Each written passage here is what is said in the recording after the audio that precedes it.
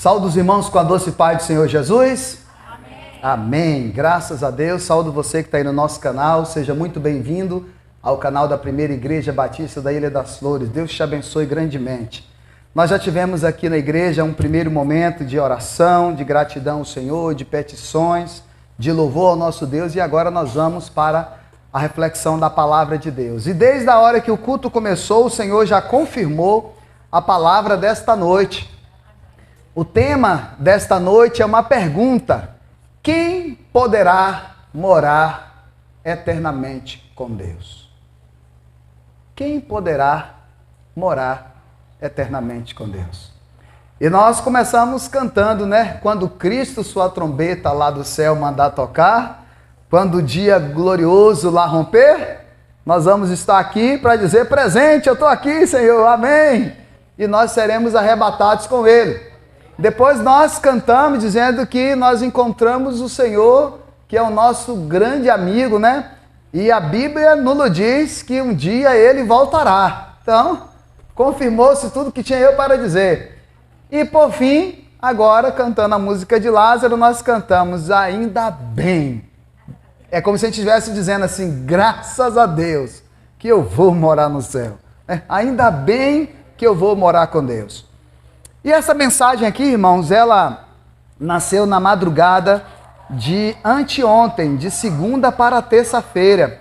Antes de dormir, era meia-noite e 41 minutos, quando eu olhei no relógio.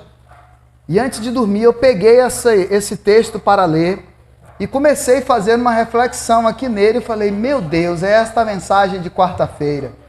E eu vou fazer com vocês o que eu fiz lá em casa, tá bom? A mesma linha que eu segui lá na Mensagens eu vou compartilhar com você.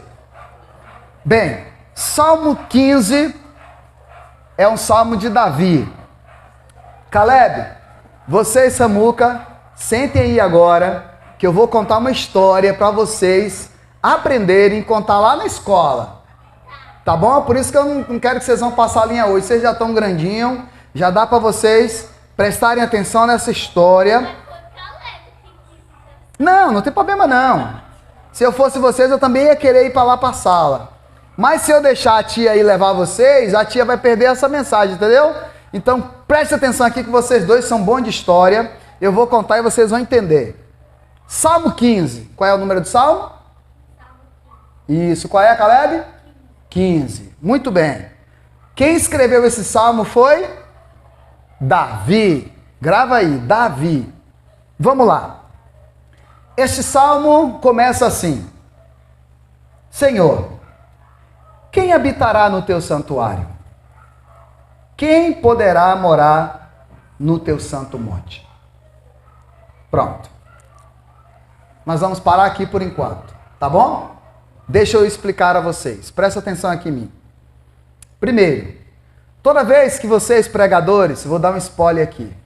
Toda vez que vocês pregadores forem preparar uma mensagem, toda vez que vocês forem pregar lá num lar, toda vez que vocês forem pregar lá na escola, no trabalho, onde quer que você esteja, ou mesmo que você não vá pregar em lugar nenhum, mas você está lendo a Bíblia em casa, quando você lê, Cida, você precisa fazer 3 perguntas, para vocês entenderem melhor. Zé, quando você lê um texto, você precisa fazer 3 perguntas para o texto. A primeira pergunta é: quem escreveu esse texto? A gente já sabe que foi Davi. A segunda pergunta que você deve fazer é: para quem Davi escreveu esse texto? Não. A terceira pergunta que você deve fazer esse texto é: o que o autor queria dizer para essa pessoa? Qual era a intenção de quem escreveu ao escrever para alguém? Então essas 3 perguntas, meu diácono: quem escreveu? Para quem escreveu e qual a intenção de ele ter escrito. Então vamos lá. A primeira coisa que eu gostaria que vocês observassem é que quem escreveu foi Davi. Então já sabemos quem escreveu. Para quem Davi escreveu? Davi não escreveu para uma pessoa específica. Ele escreveu um poema que foi uma conversa dele com Deus. E nessa conversa, Deus o respondeu. Então ele escreve, isso é compilado e entra na escritura sagrada dentro dos Salmos. Qual a intenção de Davi escrever? Davi se questionou, e é aqui que nós vamos nos debruçar hoje, de uma pergunta interessantíssima. E por que faz essa pergunta ser interessante? Por causa do passeio que eu vou fazer a gente ter aqui neste momento, que é o que eu tive lá em casa primeiro. Então vamos lá. Quando Davi escreveu isso aqui, Davi está escrevendo 1000 anos antes de Jesus nascer. Se nós fizermos essa pergunta hoje, quem vai morar eternamente com Deus? Fica fácil para a gente responder. O que é que você responderia se alguém perguntasse para você quem vai morar eternamente com Deus? Você ia evangelizá-lo, ia falar do plano de salvação e diria para a pessoa que para ela morar eternamente com Deus, só há um caminho, o Senhor Jesus. O Caleb até mencionou na oração aqui que Jesus é o caminho, a verdade e a vida. E que ninguém vai ao Pai se não for por Ele. Pronto, sua resposta está dada. Só que quando Davi escreveu isso, Jesus ainda não tinha nascido, então não era através de Jesus que uma pessoa iria para o céu. Por isso Davi está fazendo essa pergunta. Quem vai morar eternamente com Deus? Quem pode habitar no seu santuário? Só que essa pergunta também está sendo feita por causa de uma outra coisa. Os irmãos lembram bem, e na escola bíblica que nós temos estudado bastante, Zé, que para entrar no templo havia alguns requisitos. Preste bem atenção. Para entrar no templo, meu diácono Volmen, não entrava de qualquer jeito, nem qualquer pessoa.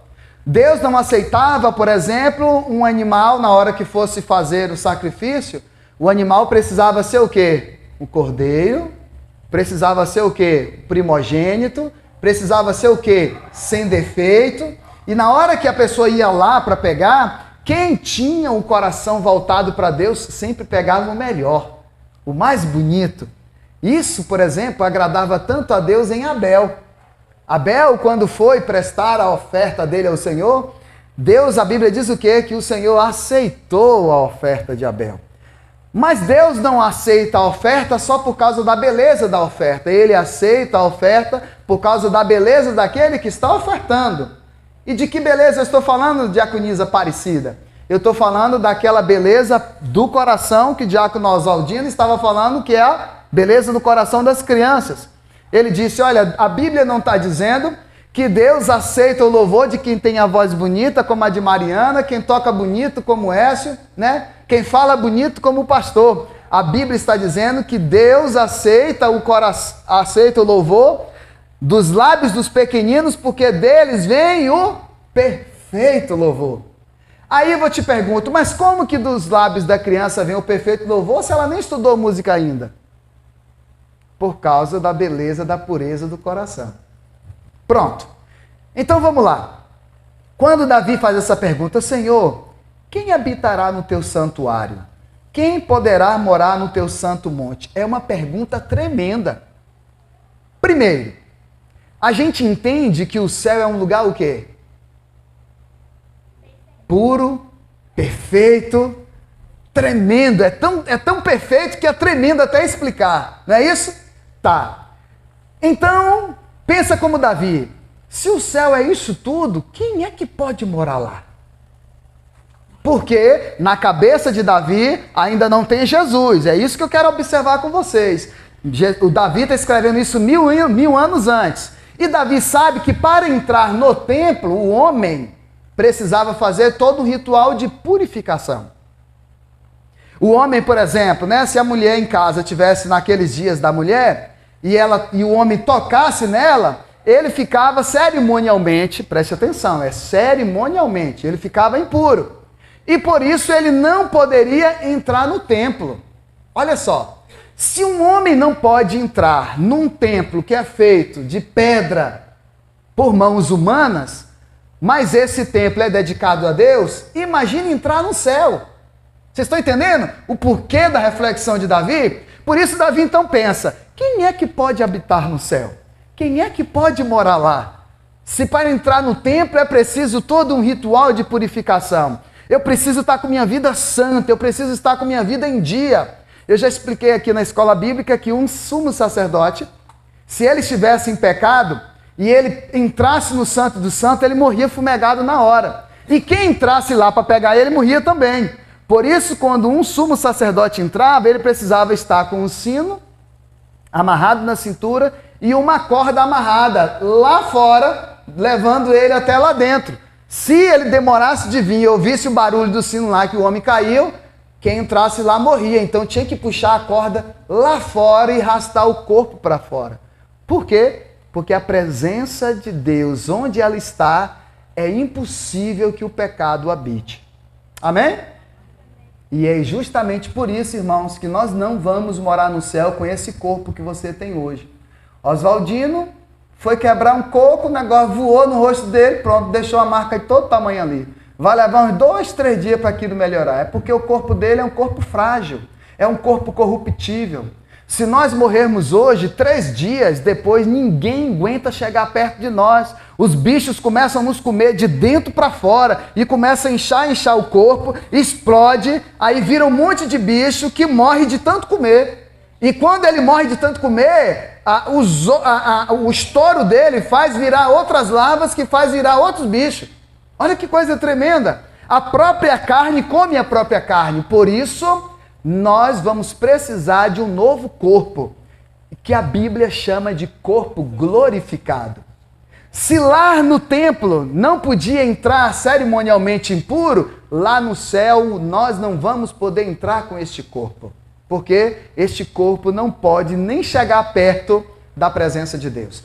Vocês lembram o que é que aconteceu quando o pessoal estava lá reclamando com Moisés? Moisés, que história é essa que só você pode falar com Deus? A gente também pode. Vocês podem? Tá bom.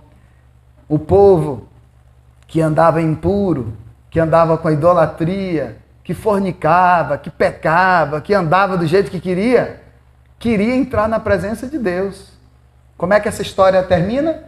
Deus puxando a orelha dele e dizendo, diz a eles para não passar dali. Quem passar dali vai morrer.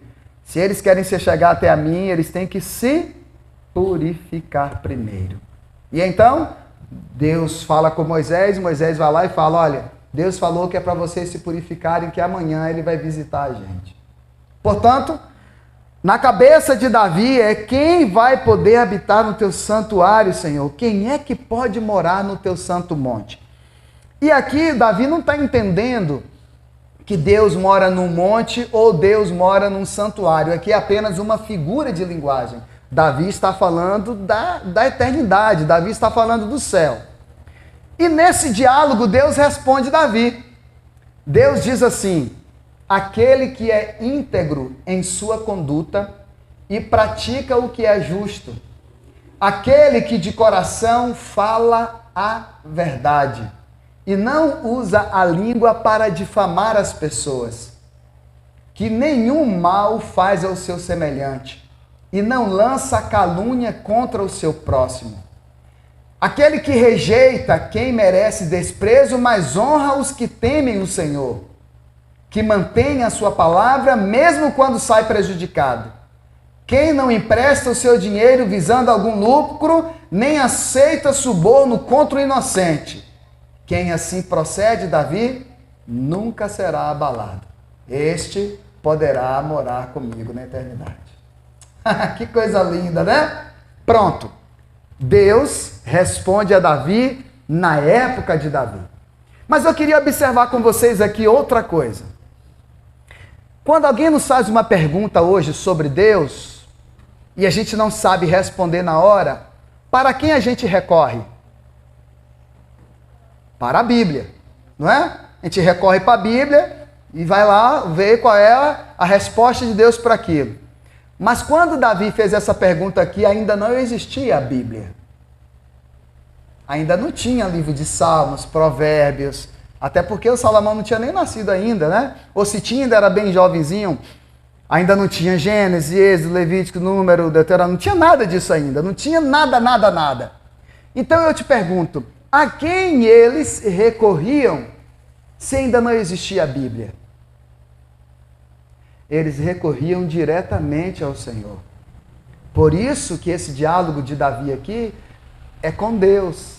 Davi não está perguntando isso para um profeta, Davi não está perguntando para um sacerdote, Davi está perguntando diretamente ao Senhor: Senhor, quem é que pode habitar no teu santuário? Quem é que poderá morar no teu santo monte? A pergunta de Davi é: Senhor, quem poderá morar com o Senhor? Se o Senhor é um Deus santo, tremendo como o Senhor é. Se para entrar no seu templo é preciso todo um processo, é preciso a gente estar em dia com a nossa vida, e nós somos corruptíveis, como é que a gente vai morar na eternidade? Para mim, para você hoje entender quem vai morar no céu e cantar ainda bem que eu vou morar no céu, para a gente é fácil. Porque hoje a gente diz, né, só pode morar com Deus mediante a conversão em Cristo Jesus. E o Senhor Jesus vai vir nos arrebatar, vai nos levar, vai nos glorificar o corpo, né? E vai nos levar para morar eternamente com Ele. Para nós é fácil. Mas outra coisa aqui eu quero observar com vocês. Vamos lá. De Davi, de Abraão até Davi, passou-se 14 gerações. De Davi até Jesus, também passam 14 gerações. Se vocês forem pensar, se a gente for ver, a primeira coisa que a gente deve fazer é ir lá em Mateus, no capítulo 1. Olha só. Mateus, capítulo 1, versículo 2 em diante. Coloca aí, Tavinho, para o pessoal acompanhar.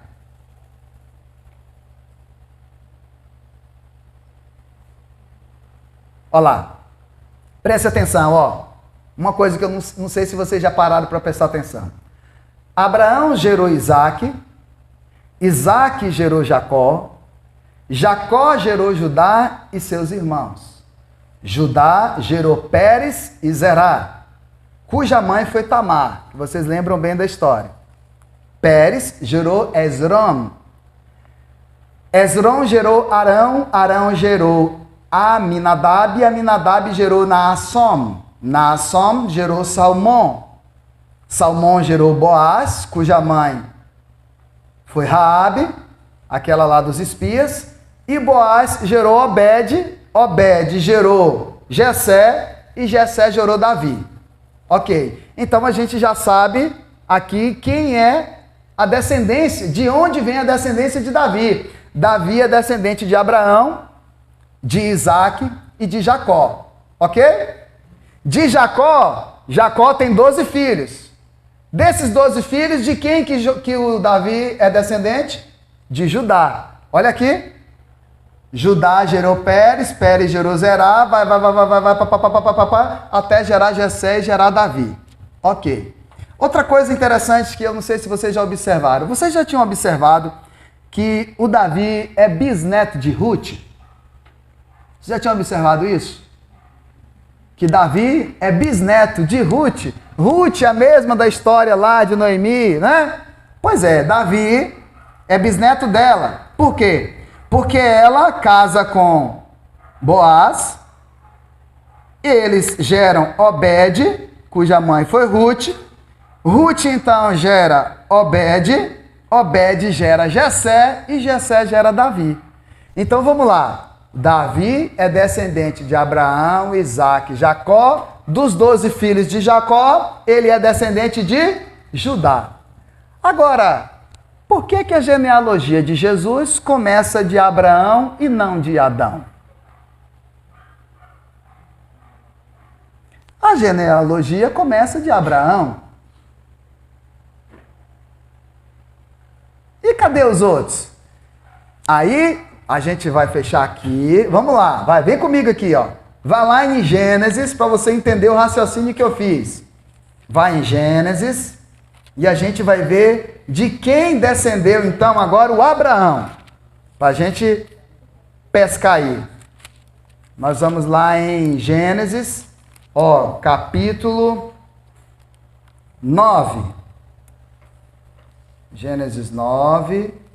A gente vai ver aqui a origem dos povos. Ó.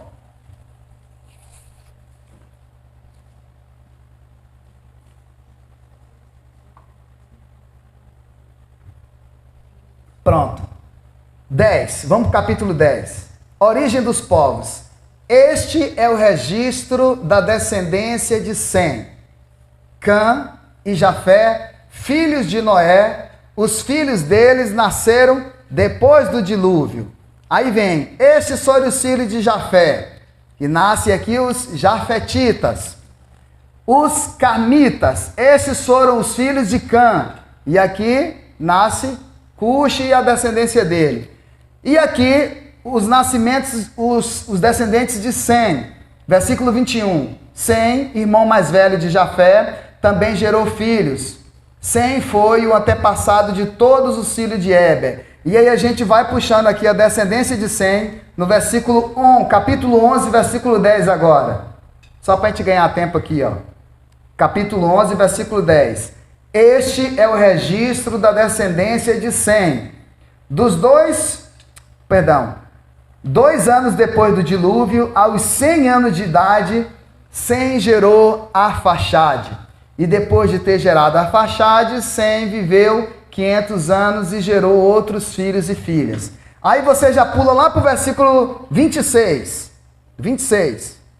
Aos 70 anos, Terá havia gerado Abraão, Naor e Arã.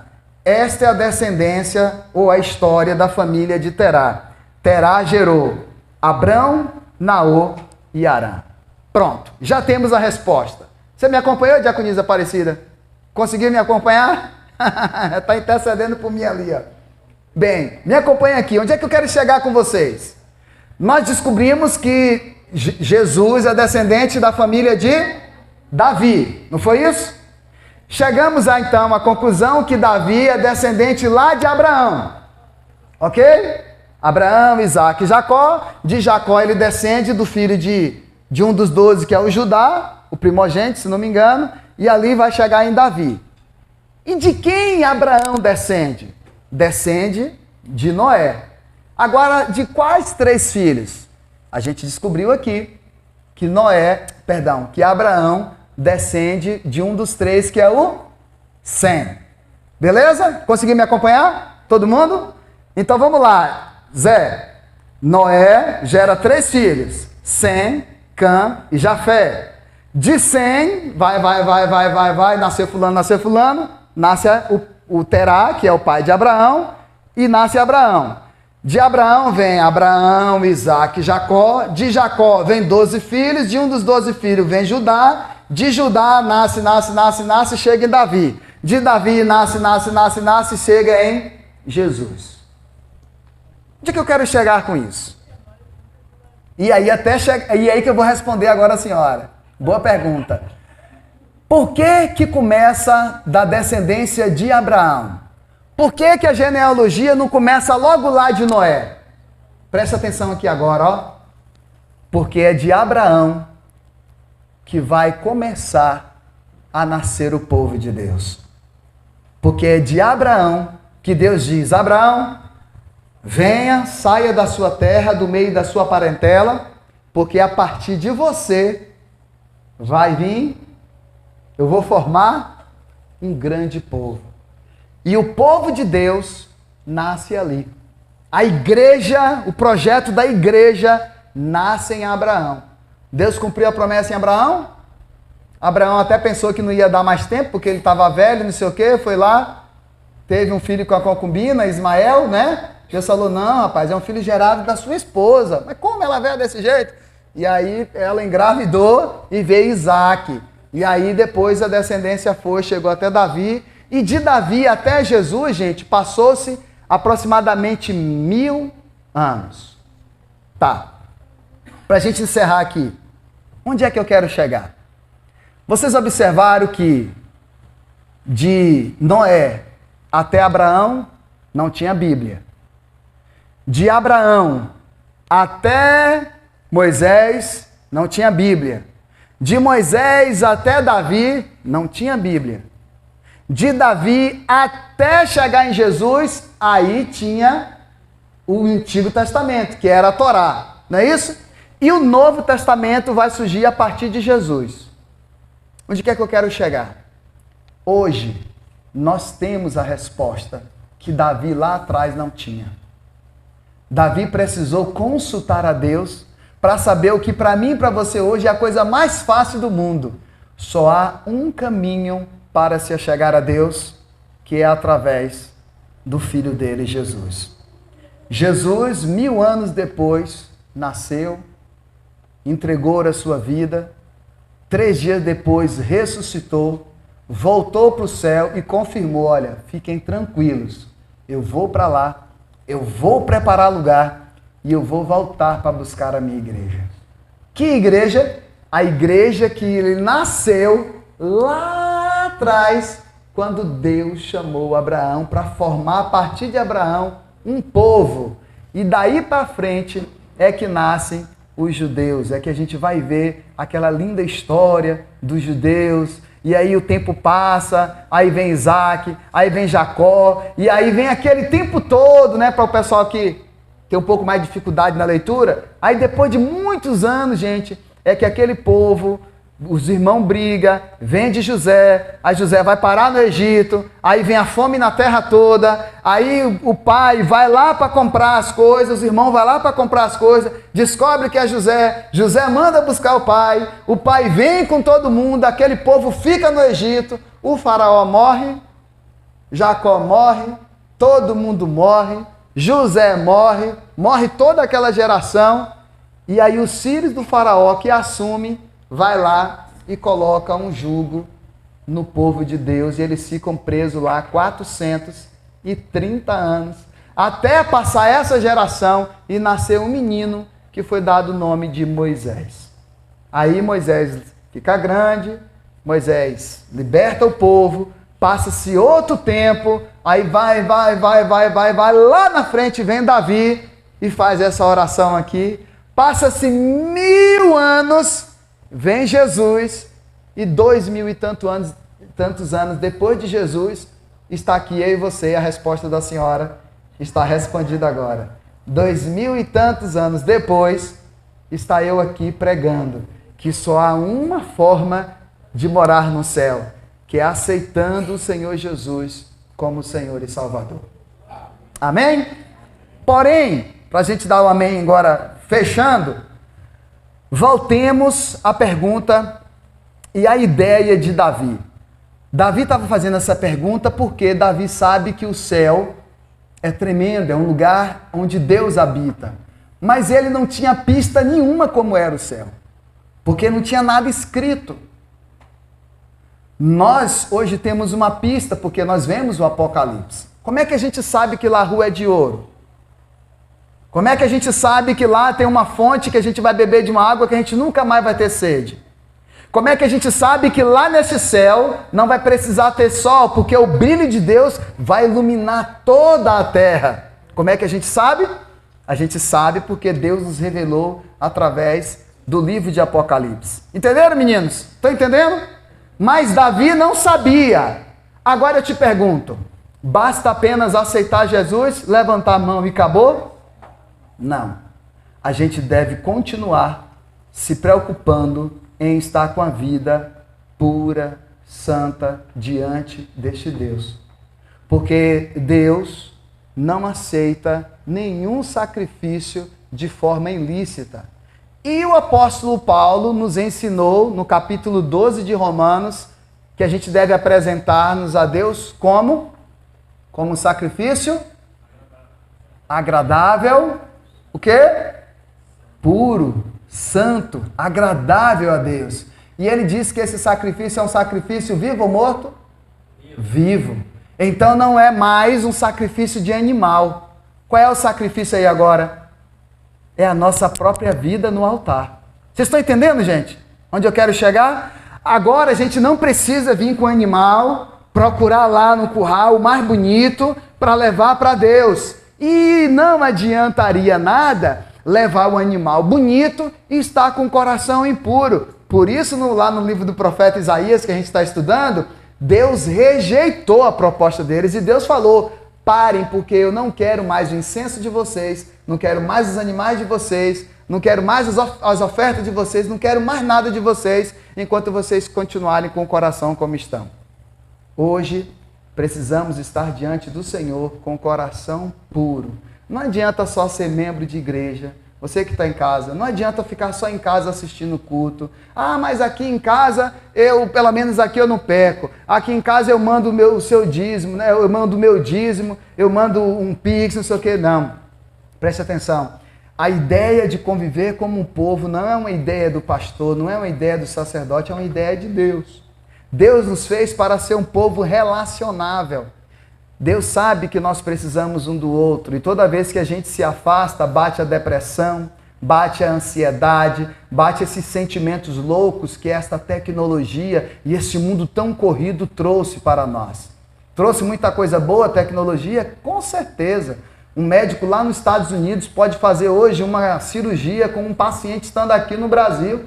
O médico lá e o paciente deitado na maca aqui, ele pode fazer hoje uma cirurgia, estando ele lá do outro lado do continente. Isso é uma coisa tremenda. Quem é que diria que um ser humano ia morrer e aí, não, se tivesse um coração bom e botasse nele, ele viveria.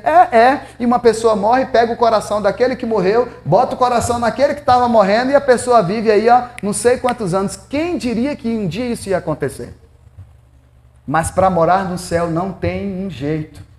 Para morar com Deus, esse Deus que a gente canta, esse Deus que a gente já agradeceu, esse Deus que a gente louva, que a gente serve, esse Deus é um Deus puro, santo, terrível, tremendo, é um Deus grandioso, maravilhoso, é um Deus abençoador, é um Deus que merece toda a honra, glória, louvor, majestade, é um Deus que é acima de todo outro Deus. Esse Deus não aceita uma vida qualquer, porque esse Deus nos conhece, esse Deus te conhece.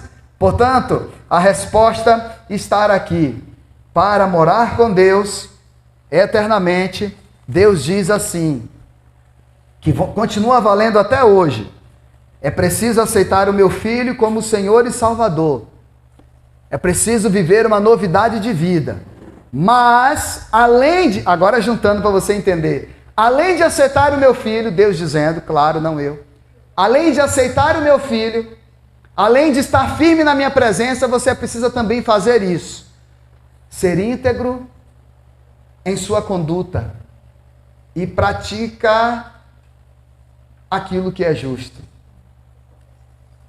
Aquele que pratica o que é justo, que de coração fala a verdade e não usa a sua língua para difamar, que nenhum mal faz ao seu semelhante, não lança calúnia nenhuma contra o seu próximo. Aquele que rejeita quem merece desprezo, mas honra os que temem o Senhor. Aqueles que mantêm a sua palavra, mesmo quando sai prejudicado, mas mantém a sua palavra. Quem não empresta o seu dinheiro visando lucro, tipo agiotismo, né? Aquele que não empresta o dinheiro visando lucro, nem aceita suborno contra pessoas inocentes. Quem assim procede, esse não será abalado. Este vai morar no céu. Amém, meu irmão? Que Deus em Cristo nos abençoe, que você possa ter entendido, espero que você tenha entendido a reflexão que eu fiz aí, fiquei preocupado com o horário para não passar, mas eu espero que você tenha entendido. Se você não entendeu, pausa lá em casa essa mensagem, vai pausando, vai olhando lá nos textos que você vai ver quem foi descendente de quem. Recapitulando, eu esqueci de falar de Noé para trás, cara. Como é que Noé é descendente de quem? Vocês já tinham parado para pensar nisso? Noé, ele é descendente de Adão, através do filho de Adão, Sete. Então vamos lá. De Adão vem Sete, de Sete vem a descendência dele até chegar a Noé. De Noé tem 3 filhos, Sem, Cã e Jafé. Através de Sem é que vem o Abraão.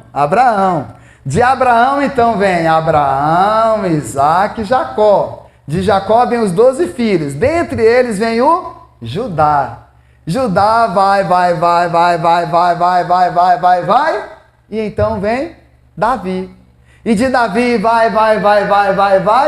E então vem José e Jesus. Amém, meus irmãos? E nós podemos dizer que sim, somos descendentes de Abraão, porque nós somos o povo de Deus. Só que nós somos descendentes de Abraão pela fé, porque nós não somos judeus, né? Claro. Mas nós hoje fazemos parte do povo de Deus, porque nós entramos no projeto de salvação. A salvação não era para mim, não era para você, mas a graça nos alcançou. E porque a graça nos alcançou, a gente então pode dizer, ainda bem, graças a Deus, que eu vou morar no céu. Amém, meu irmão? Amém, minha irmã? Que Deus em Cristo nos abençoe, em nome de Jesus. Amém. Ó Senhor nosso Deus, nós louvamos o Teu nome, porque o Senhor é um Deus maravilhoso. Muito obrigado porque o Senhor nos preparou, o Senhor tem nos preparado para morar com o Senhor. Meu Deus, que possamos viver uma vida que lhe agrade, Pai. Uma vida com um coração puro na Tua presença, para não termos do que nos envergonhar. Nos ajuda a cada dia, Pai, estarmos com a nossa vida em dia. Porque se o Senhor nos chamar hoje, devemos estar preparados para encontrar com o Senhor hoje. Devemos estar esperando o Senhor ontem, hoje e amanhã, porque a Tua volta é iminente, Pai. O Senhor vai voltar a qualquer momento, Senhor. Então o Teu povo precisa estar preparado para a Tua visita. Em nome de Jesus, Pai. Como nós ansiamos por esse dia. Como nós esperamos ver tudo isso que João contou ali no Apocalipse. Nós queremos ver com nossos olhos. Nós queremos nos aproximar do Senhor, beijar os Teus pés e dizer, louvado seja o Teu nome. Aleluia. Queremos ficar cantando com os anjos, santo, santo, santo é o Senhor dos exércitos. A terra está cheia da Tua glória. Aleluia. Nós queremos, ó Pai, viver eternamente contigo.